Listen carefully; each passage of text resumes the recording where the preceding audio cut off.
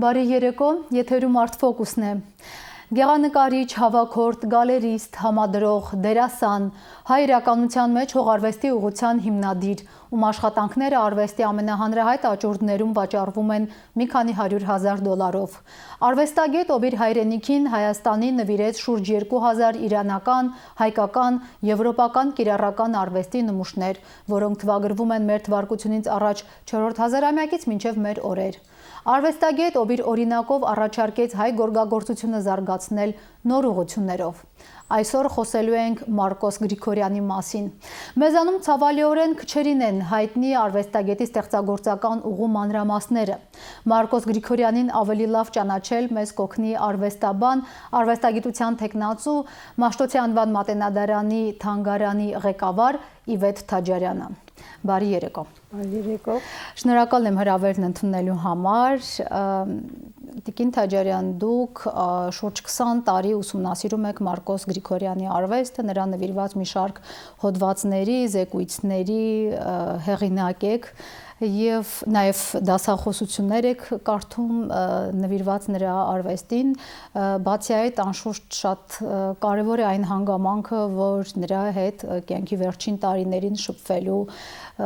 հնարավորություն եք ունեցել եւ ոչ միայն շփվելու, այլև համագործակցելու, անգամ նրա բնորդն եք եղել եւ եկեք արվեստաբանական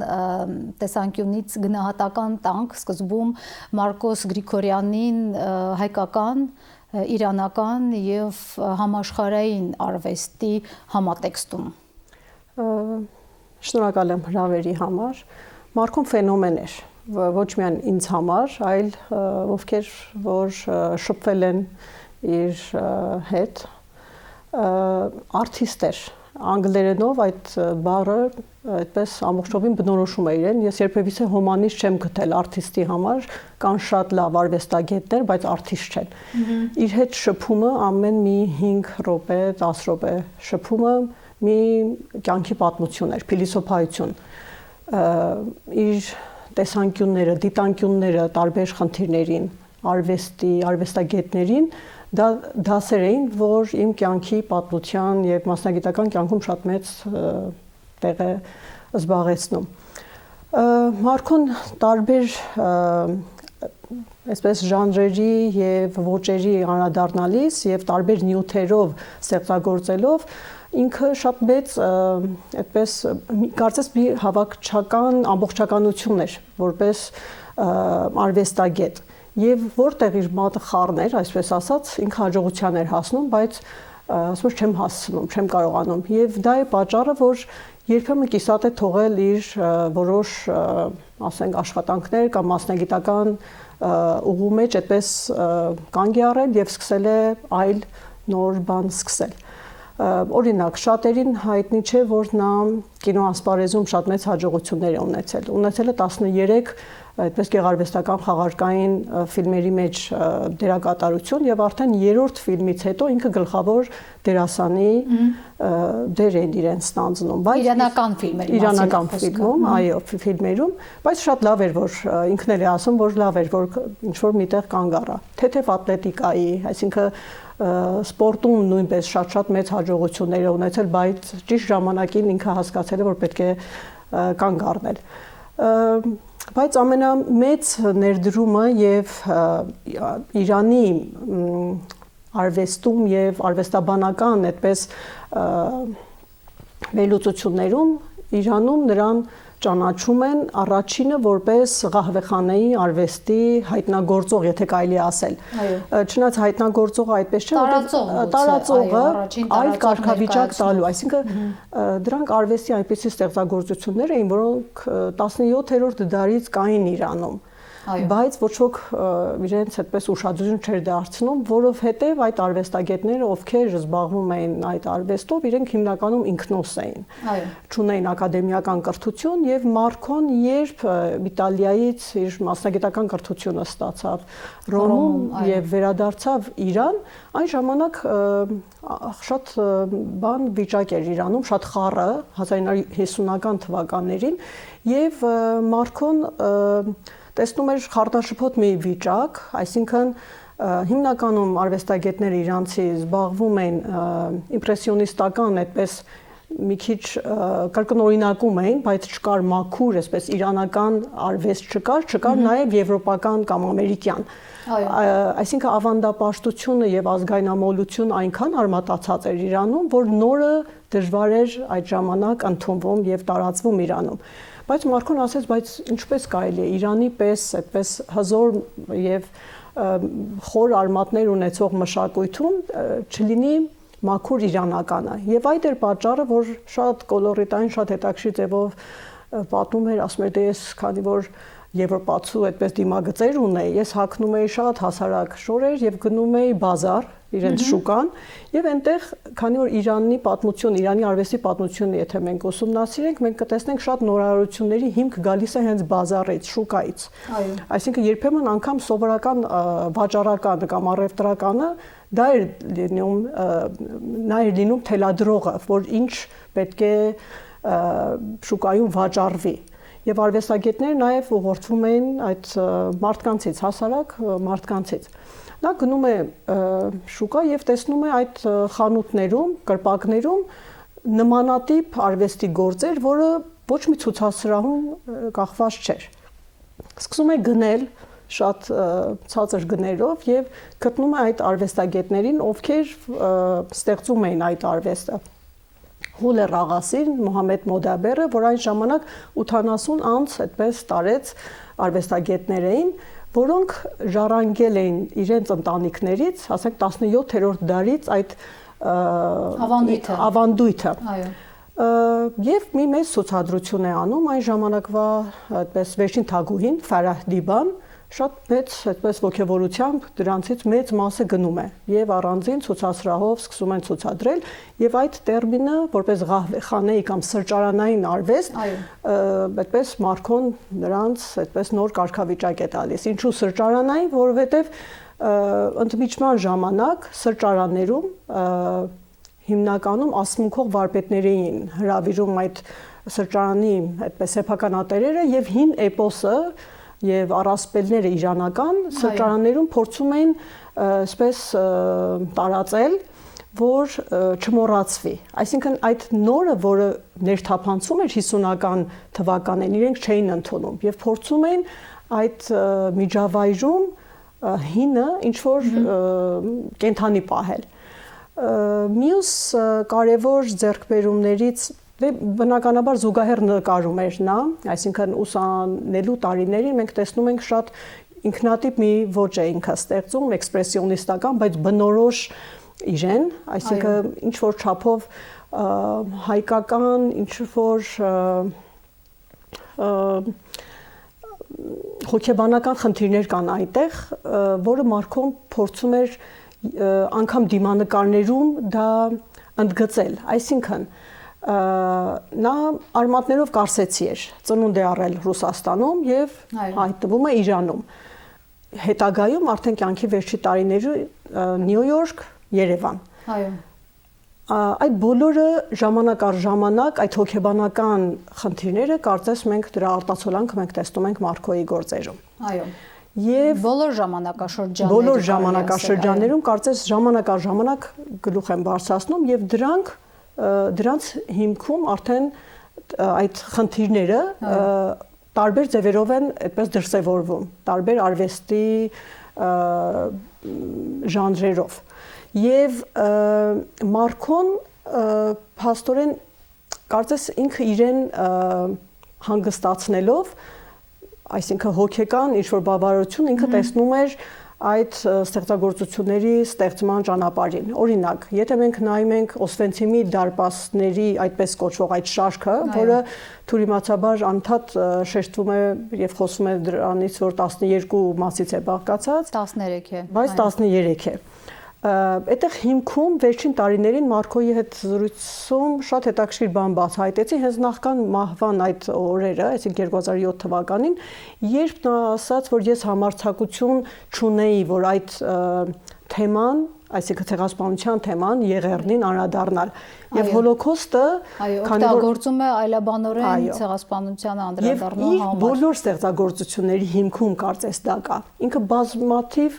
գրաֆիկական գործեր ունի, որ նույն ասում է վերապրածները հոլոկոստից եւ այլն, բայց հետո երբ մենք միասին 2007 թվականին իր տան ամբողջ այդ ստեղծագործությունները այդպես ցուցակավորում էինք, ասում էր ցեղասպանությունից փրկված հայերը։ Ու այսպես ինձ համար շատ հարցական էր ու անգամ իմ հոդվածներում երբեմն այդպես շփոթ կա, որովհետև եթե վաղ շրջանում ես ասում եմ հոլոկոստ, արդեն 2007 թվականից ասում եմ ցեղասպանությունից վերապրածները։ Այո։ Հետաքրքիր հրեա ստեղծագործողը կանդրադառնար հոլոկոստին մեր ցեղասպանության միջոցով։ Չեմ կարող ասել, բայց Մարկոն թեմաներ կար եւ ընդհանրապես ցեղասպանությունը ապրած մարդիկ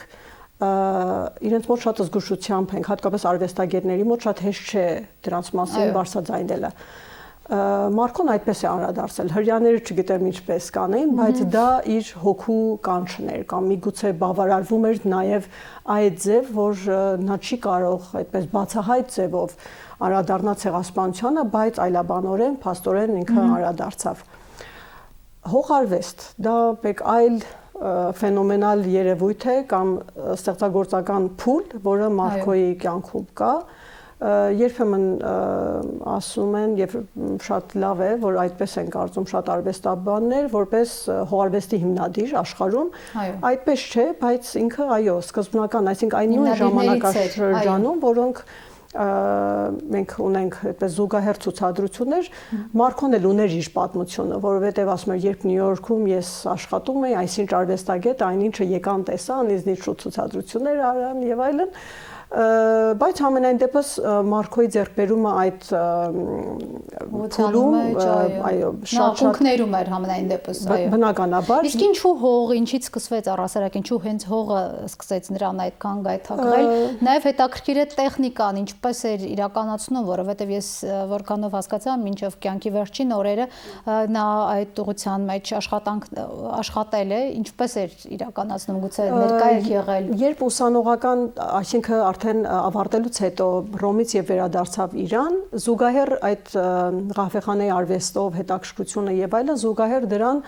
նաեւ ինքը մի խումբ հավաքեց 7 անկախ եւ ազատ նկարիչների խումբ, հենց այդպես էլ կոչվում էր այդ խումբը,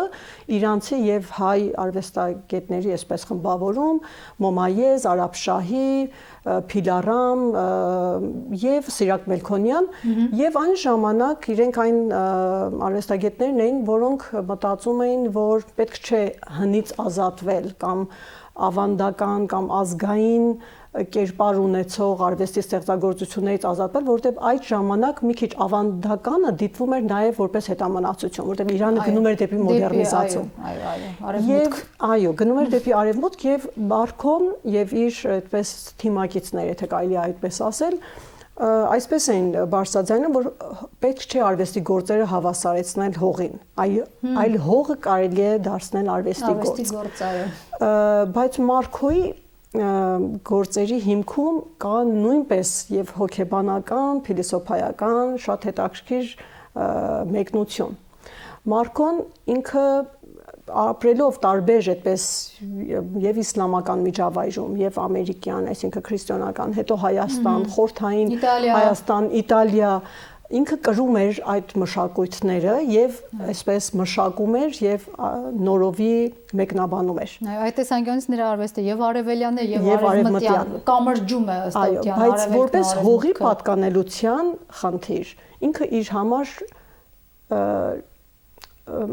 այդ պատկանելության հողը իր համար շատ բարդ էր բացատրելը։ Ինքը այնուամենայնիվ որտեղ է եւ պատրոն ինչը վերջին օրը նա փորձում էր հասկանալ։ Ինքը ուզում էր հասկանալ եւ եթե այդ քառակուսու մեջ ինքը տալիս է կոնկրետ, սիմետրիկ կոմպոզիցիա,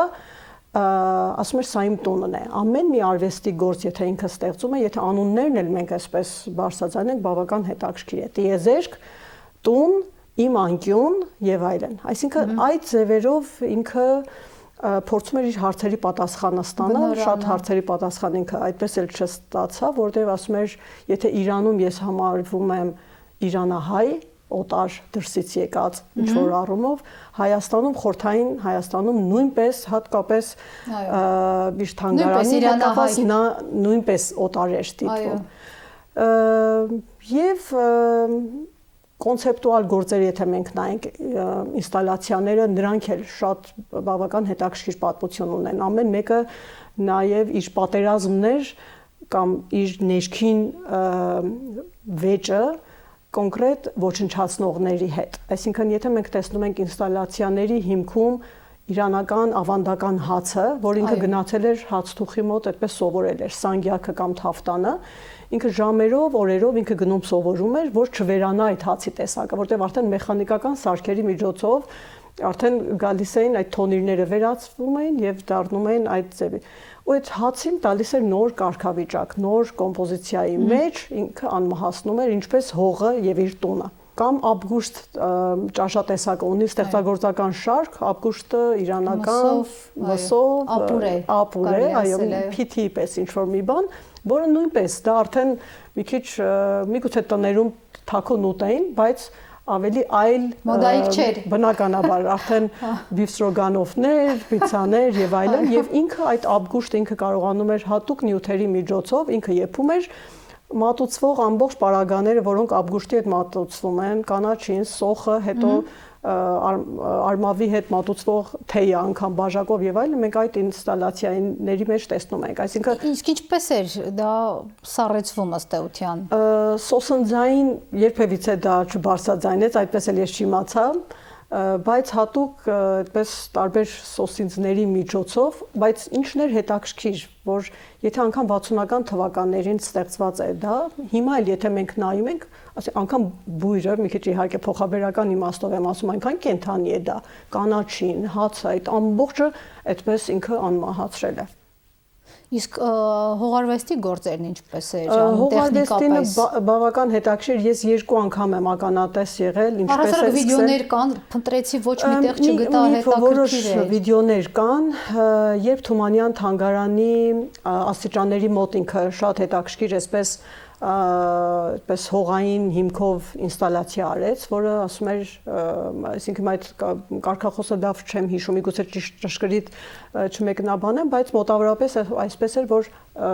իր համար շատ զարմանալի էր, որ ջուրը ժամով պետք է լինի, հոսանքը պետք է ժամով լինի, եւ այդ աշնանների վրա ինքը բան արեց, այդ շաղաղը պատրաստեց կավային եւ հողային, եւ ասում էր Երևանում ջուր չկա։ Ու նման ձևով ուշադրություն էր հրավիրում պատկան մարմինների, որ ինչու պետք է օրինակ ջուր չլինի։ 2 անգամ ներկա եմ եղել Գառնիում, որտեղ ինքը ուներ ամառանոց, այդ ամառանոցով եւ ընդհանրապես Գառնիի տաճարով ինքը ապրում էր։ Այդտեղ մի հետաքրքիր փաստ այսպես կարող եմ հիշել, որ առաջին անգամ Գառնիի տարածքում Արամ Ղարաբեկյանի այսպես ղեկավարության առաջին համերգը հենց Մարկո Գրիգորյանի շնորհիվ է տեղի ունեցել։ Իր տան պատերի մի պատի վրա մի քանի անցք կար, որ ով հյուր էր գալիս, ասում եմ միատարի նայի, ուղիղ դա նայում էր դեպի Գառնիի տաճար, այսինքն դա պատահական ընտրված ամառանոց եւ վայր չէր։ Իր բոլոր այնքան տարված էր Գառնիով եւ Գառնիի մշակույթով, որ մշակույթի տանը նաեւ հովանավորում էր մարզիկների, մշակութային այդպես գործիչների ժամանակ առ ժամանակ ցուցադրություն մի խոսքով, այսինքն այնքան բան կա ասելու Մարկոյի, որ ու հա, ամենահետաքրքիր խենթ կողմերից մեկը, որ կնիք էր պատրաստել տաճարի այդպես ֆասադի տեսքով եւ բոլոր իր հագուստների այս ներսի հատվածում ինքը կնքում էր։ Եվ ով հյուր էր գալիս, մեկ-մեկ ասում էր դե մոտեցիր, միապես կնքում էր։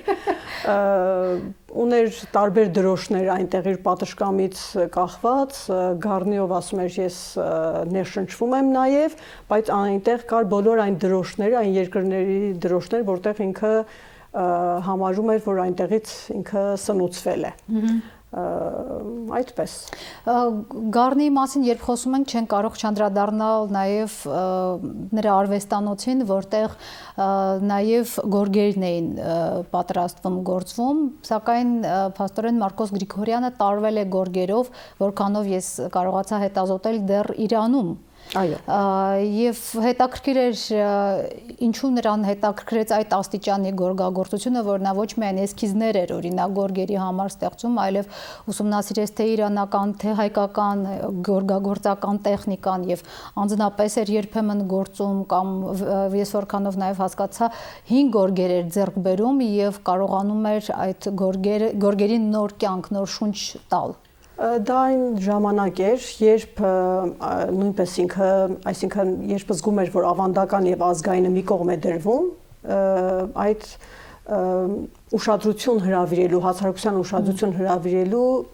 բանաձևերից մեկն էր, որ ինքը մշակել էր, բայց ինչպես հացը ինքը սկսեց թխել, որ հասկանար այդ ամեն ինչը, նույնը գորգը, այսինքն ամենահայտնի վարպետներից մեկի մոտ ինքը սկսեց գորգագործություն սովորել, պարսկական գորգեր եւ շատ ավելի ուշ արդեն հայկականը, որ հասկանա այդ հանգույցների տարբերությունները, այո։ Սկսեց գործել, թվով շատ քիչ գորգեր կան, որ հենց ինքն է գործել եւ իր մակագրությունը կանոն ազգանուն, չնայած շատ գորգեր կան, որ հետագայում գործվել են եւ այդպես էլ Մ. Գրիգորյան են գրվել, բայց իր գործածները սակավաթիվ են։ Հետագայում տարբեր էսքիզներ արեց եւ Գառնիում ինքը դասկաներ էր այսպես դրել, հաստոցներ եւ Գառնի մի քանի գորգագործներից մի քանիսին այդպես հանձնարարում էր եւ իր էսքիզներով գորգեր էին գործում։ Երկրորդ փուլը գորգերի, այսինքն վերածնություն տալ այդ գորգերին, դրանք են, երբ ինքը զուգահեռ իր տարբեր այդպես հավաքչական գործերի գորգեր էր հավաքում, գորգերի պատառիկներ, շատ հին հայկական գորգեր, էսքիզները ամբողջականացնում էր եւ գործել էր տալիս դրան։ Դրանք իդեպ այսօր կարելի է տեսնել Գաթում, այո, բազմաթիվ այդ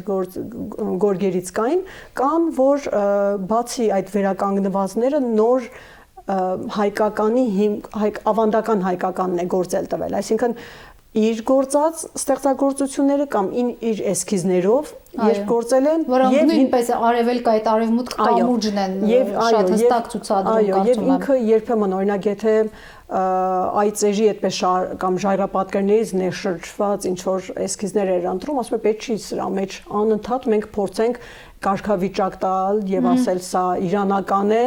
եւ կամ սա հայկական է, այծը մնում է այծ, ասում էր, ինտերնացիոնալ է։ Եվ դրանից շատ էր ինքը ընդհանրապես դժգոհում, հատկապես արվեստաբանների մասին երբ խոսում էր, ասում էր արվեստաբանները չեն հասկանում արվեստագետներին եւ փորձում են այսպես մաթեմատիկական հաշվարկներով ասել սա այսպես է, բայց պետք է զգալ նաեւ արվեստագետներին, որ կարողանան ճիշտ մեկնաբանել։ Դրա համար այդ գորգերի մեկնությունների հետ երբեմն որ կարգավիճակ էին տալիս հայկական պարսկական ինքը այդ դժգոհությունը միշտ կարծես բարձրաձայնում էր, ներկայացնում էր։ Չեն կարող չանդրադառնալ նաև անշուշտ հավաքչական եւ համադրողական աշխատանքին, որն ըստ էության հենց սկսվում է Ղահվեխանեով, ինչպես նշեցիք, հա, եւ արդյունքում ծնվում են մի քանի ցուցասրահներ, հա, Ամերիկայում գորգու ցուցասրահը, խնդրում եմ նաև այդ մասին մի փոքր պատմեք։ Այո, հիմքում ընկած է, այդպես էր ինքը բացատրում, որ առաջին այսպես աշխատանքները, որոնք սկսել է հավաքել, հենց Ղահվեխանեի այդ կտավներն էին, որոնք ղաջարական ժամանակներում կարծես այսպես զարգացում ապրեց, այսինքն եթե հիմքը դրվում է 17-րդ դարում Իրանում եւ դա նույնպես բողոք մոդեռնիզացիայի եւ այլն, ղաջարական ժամանակներում էլ նույն խնդրեմը կար։ Եվ զուգահեռ նա սկսեց նաև այլ եւ եվրոպական եւ հայկական արդեն ավելի ուշ Հայաստանում սկսեց գնել կամ նվիրում էին եւ ամբողջ ինչն է հետաքրքիր, որ շատ իր արվեստային այդ քիմքը եւ ճանաչողականությունը շատ բարձր մակարդակի էր, անմիջապես, այսինքն ոչ մի կեղծիքով կամ կեղծ աշխատանքներով, եթե հիշենք մենք 90-ական թվականներին, մեր վերնիսաժում շատ միանգամից այդպես բուրըն բան եղավ, չէ՞, հնաոճ իրերի արձագանքը դրսից գալիս գնում էին եւ այլն, բայց մինչ դա ուղղակի այդտեղ որպես second hand ինչ որ դրված էր ուշադրություն, բայց մի շրջան կար, որ եւ հին ֆոտոներին եւ հարթուկներին օրինակ, որը ուղղակի դրված են, այդքան էլ ուշադրություն չէին դարձնում, բայց Մարկոն եւ պատահական չէ, երբ մի շատ հայտնի բանավեճ տեղի ունեցավ եւ շատ հայտնի ինչ որ մեկը խուսափեմ անունը բարձրաձայնելուց ասաց, որ այս վերնիսաժային ապրանքները օրինակ թանգարանային կարգավիճակ չունեն եւ ափսոս է, որ օրինակ Գաթում այդպիսի տարածք է տրամադրվել։ Դա ցավալի է, այնինչ այդ ծորակները, հենց նույն ծորակները, արդյունքները, դրանք իրապես ժամանակի արտացոլանքն է։ Նաև արվեստային տեսանկյունից է բնականաբար։ Հիմա եթե թվերով մենք ուզենանք բան անել, որտեվ իր ծորակների մեջ կան նույնպես ժամանակագրական մեծ բան են, կարծես ընթացք գոյություն ունի, ոչ միայն 19-րդ դրանից ավելի վաղ շրջանի ծորակներ կան, իրենց խորհրդանիշներից այդ բռնակից արդեն կարող ենք մենք ասել կոնկրետ որ դարաշրջանից են դրանք։ Եվ ոչ միայն ծորակները,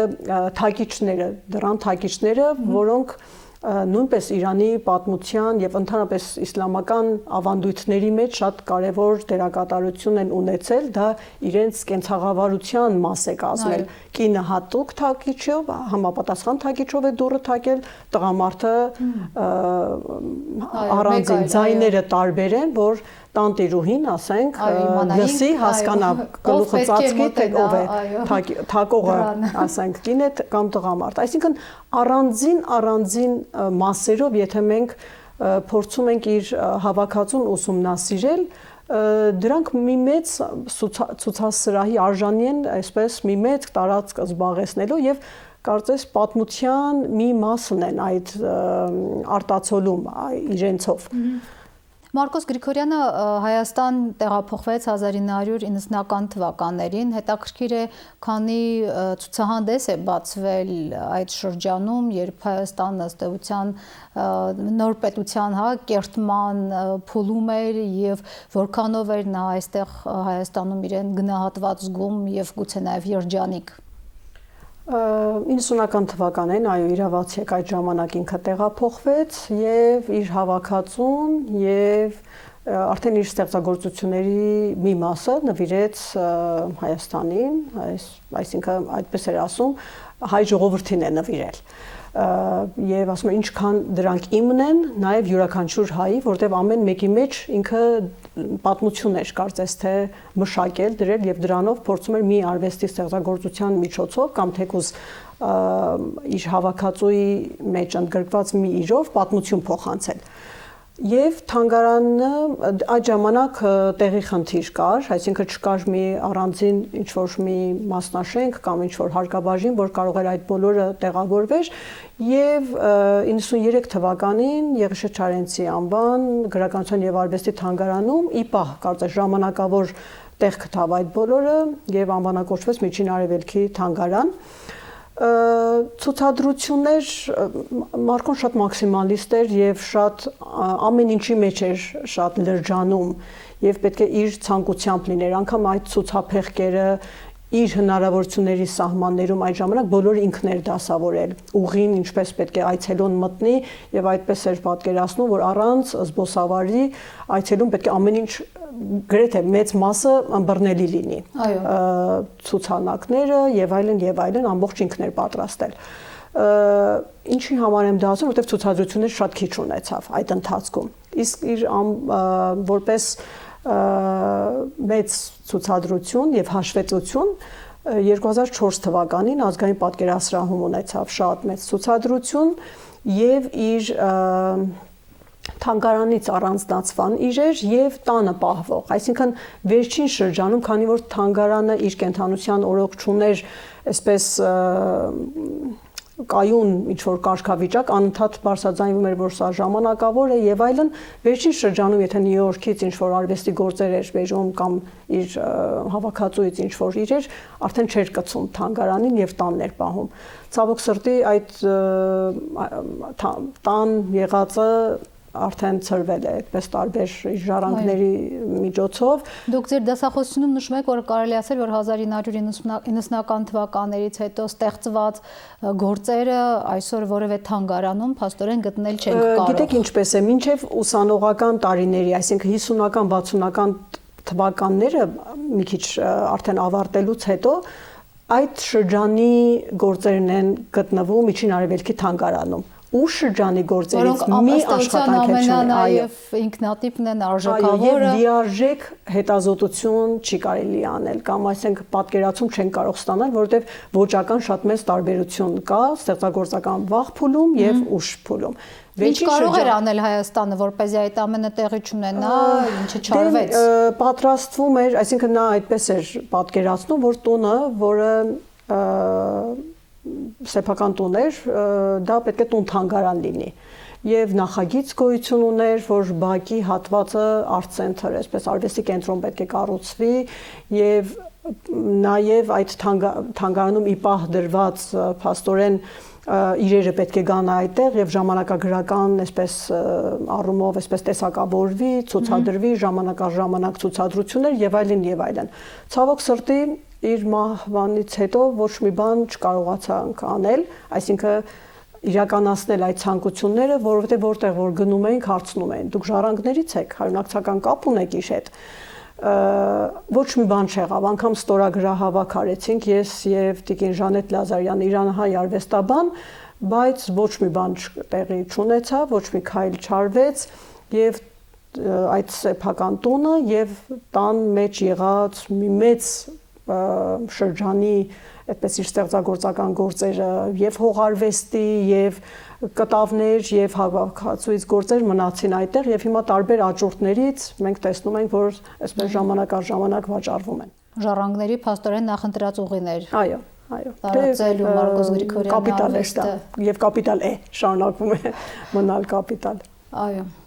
Շնորհակալ եմ զրույցի համար, շատ հետաքրքիր էր եւ կարծում եմ Մարկոս Գրիգորյանն այն արվեստագետն է, ում մասին կարող ենք եւս նվազագույնը մեկ եթեր զրուցել եւ պատմել, որովհետեւ բավական է ասել, որ նրա գործերը ՄՕՄԱ-ում են ցուցադրվում, ընդ որում հիմնական ցուցադրության մաս են, հա, ժամանակակից արվեստի թանգարանում Նյու Յորքի եւ այդպես ամբողջ աշխարհով մեկ։ Շնորհակալ եմ շատ հավերի համար։ Հիշեցնեմ, որ այսօր Art Focus-ում զրուցում էինք արվեստաբան Մաշտոցի անվան Մատենադարանի թանգարանի ղեկավար Իվետ Թաջարյանի հետ։ Այսօրվա համար այսքանը, ցտեսություն։